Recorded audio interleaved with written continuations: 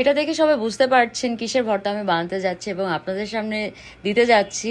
Hello guys, সবাই কেমন আছেন? আসসালামু আলাইকুম, গুড ইভিনিং অল। দেখতে পাচ্ছেন এখানে অনেকগুলি ছোট ছোট করে চাকচাক করে কাটা কচু। এটা আমি আগে সিদ্ধ করে নিয়েছি, পানি ঝরিয়ে নিয়ে দেন সাথে পেঁয়াজ ভাজি ছিল, পেঁয়াজটা কুচি করে ভাজি করে নিয়েছি এবং মরিচটা একটু টেলে নিয়েছি, যার ফলে একটু মচমচা ছিল, আমাকে পিষতে অনেক সুবিধা হচ্ছিল। দেন একটু লবণ দিয়ে এবং সরিষার তেল দিয়ে সেটা আমি একটু মিশিয়ে নিচ্ছি।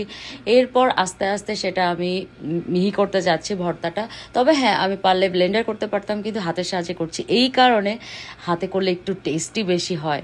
তো ভর্তা কার কার পছন্দ? সবার নিশ্চয়ই কম বেশি অনেকেরই পছন্দ। আমার তো মানে কি বলবো, ভর্তা ছাড়া চলেই না।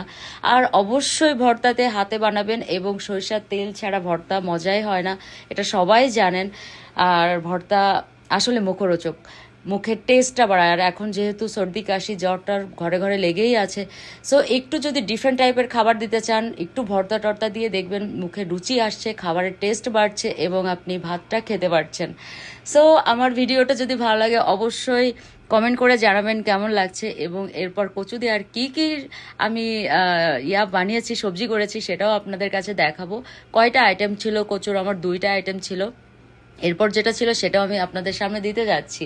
সো যার যার ভালো লাগবে অবশ্যই কমেন্ট করবেন, এবং ভর্তাটা মজা লাগলে এরকমভাবে বানাই খাবেন আপনারা, কারণ হচ্ছে মুখে টেস্টটাই আসল কথা।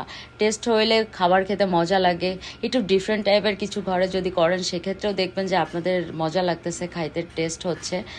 সো এ পর্যন্তই। আরও একটা ভিডিও আমি সাথে অ্যাড করতে যাচ্ছি, এবং ভালো থাকবেন, সুস্থ থাকবেন, সুন্দর থাকবেন। এই পর্যন্তই। কচুর আর কি কি পদে রান্না করা যায় সেটাই জানাবো তোমাদেরকে, ওকে?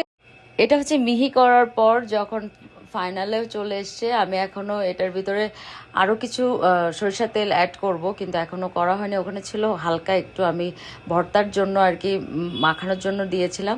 এরপর আমি আরও কিছু দিয়েছি অবশ্য। আর আমি একটু ছোট ছোট করে ভর্তার গোল করে নিচ্ছিলাম কারণ এটা মজা, যে আমরা কতজন পার্সন খাবো ভর্তা, সেই পার পার্সন হিসেবে মাথা পিছু আমি করে নিচ্ছিলাম।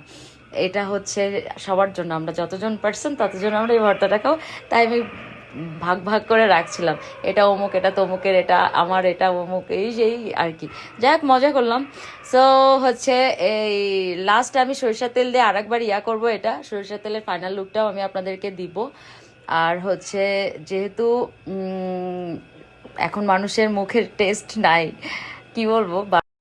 এটা ছিল কচু ভাজি। কচু কুচি কুচি করে কেটে সেটা আমি ভেজেছি, একদম পানি ছাড়া, শুধুমাত্র ভাবের উপরে ভাজা হয়েছে। এটা অনেক টেস্টি হয়েছে অবশ্য। একটু ধনে মশলা দিয়েছি, ধনিয়া গুঁড়া ছাড়া তো আমার ভাজিতে চলেই না। এটা ছিল ভর্তাটার ফাইনাল লুক। দেখতে কত ইয়ামি হয়েছে দেখেছো তোমরা? আসলে টেস্টি এমন, আসলে খুবই মজা, সেই টেস্টি। ওকে।